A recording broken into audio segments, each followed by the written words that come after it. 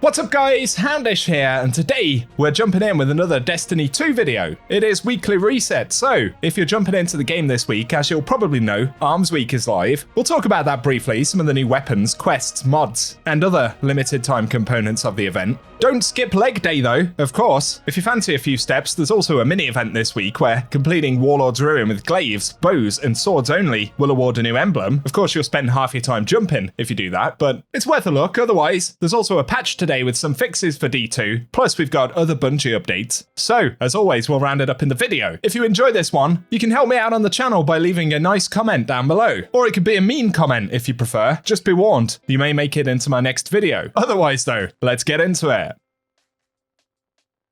And the first update for today, Downtime has actually been extended at least by an hour. So while of course the weekly reset will happen, we'll have to wait for Bungie to fix the issue before the game actually goes live. So by the time you're watching this video, who knows? Everything could be live and kicking. That does unfortunately mean for today, I'm gonna have to skip the Eververse and the activity and vendor stuff because, well, I gotta put the kids to bed. So by the time the game's online, who knows? I will probably be busy with that. But in terms of Arms Week, we already know we get the King Orfeo as the primary featured weapon. On top of that, there are chances to pick up the Heron, which is the new glaive. And basically to get started, we have to go and visit Ada 1 as always. So she'll have some quests. They'll kind of unlock some initial drops of the weapons. And those quests also give us the volatile mods, which are a bunch of perks that buff bows for the duration of the week. That pretty much is what you need to know about Arms Week. Of course, in terms of earning additional weapons and things, look for portal activities that have the bonus engrams. Otherwise, there'll be the event track and the option to direct purchase some of the weapon or engrams through the event home. So nothing overly complicated on the Arms Week front, although if you want a preview of the weapons and roles, I'll link a separate video down below.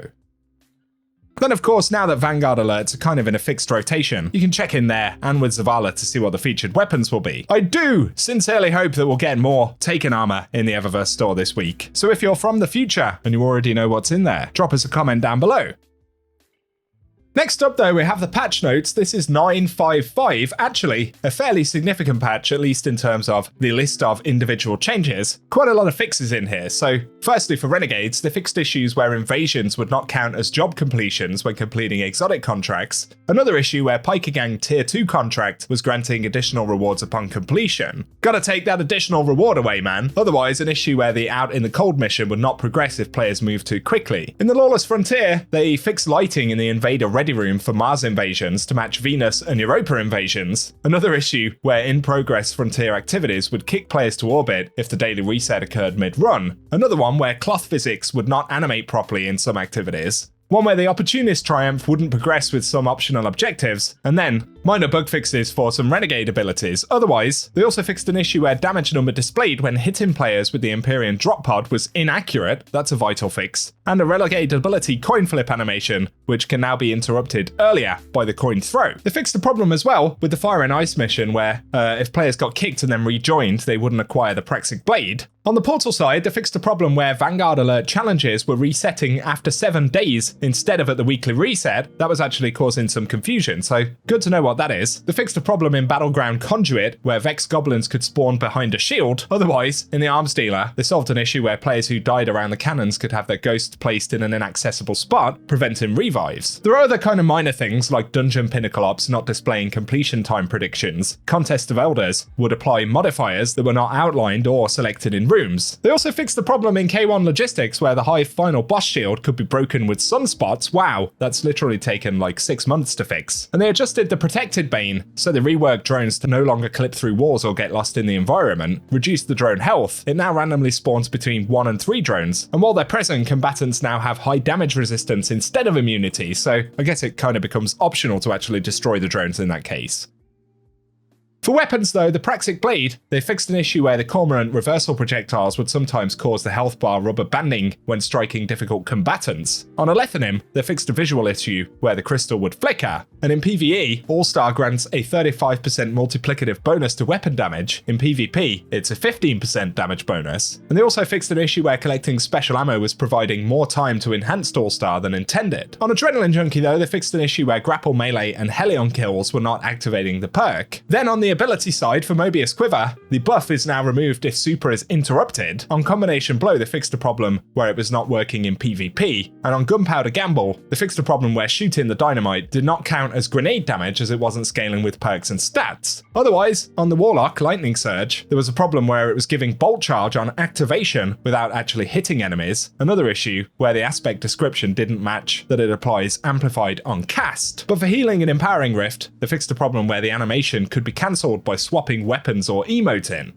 But finally, for player identity, there are problems where the Death's Majesty Warlock set would show Hunter items instead of Warlock items. There are kind of minor fixes, fixing icons for Episode Revenant Eververse items, correcting thumbnails on certain things like the Pied Piper emote, and in general the Eververse recommendation tile will now again share recommended items rather than pointing to the seasonal tab. They fixed a minor spelling issue on the timeline and issues where expansion ownership nodes would occasionally not update properly, so outside of those changes, only other things include raids and dungeons, so in Desert Perpetual the epic raid could cause more than one instance of encounter music to play and overlap. In the Vault of Glass there was an issue causing wyverns to despawn and prevent completion of the Conflux challenge. Then for Equilibrium, they've updated the Way Between Quest's Shade of Seer encounter to award loot as expected for players who have previously completed it and are already attuned to a piece of gear. Additionally, in Lost Sectors, they fixed an issue where launching into Exodus Garden 2A through the activity flag would result in a black screen, and for the UI, they say the death screen will now appropriately report if a player was killed by the following Renegade abilities, so that includes Vex Deflector, Imperium Drop Pod, Vex Stunfield, and the Piker Mortar. They also fixed a problem where vendor menus would display incorrect pages when swapping between different screens quickly. And finally, for the seasonal artifact, an issue where the kinetic synthesis artifact perk would not grant ammo to New Land Beyond, another one where new gear armor was not providing the correct amount of bonus damage resistance, so that's good to see, should get a little bit of a bump to damage resistance now with new gear I guess. Otherwise, they say gear items earned by playing Edge of Fate can now drop above 300 power. That's useful for any folks going back to it, I guess. Otherwise, they fixed an issue where the PSI Eterna Pulse Rifle was sorted in the wrong category, and one where players with a Returner's Gift could become blocked from claiming additional rewards in the order system. So, like I said, largely a lot of fixes in there. Positive to get some fixes though, although some of them, I guess, were not desperately needed. Either way, share your thoughts down in the comment section. I'll also pin a comment when Bungie managed to fix the server issues that are going on right now.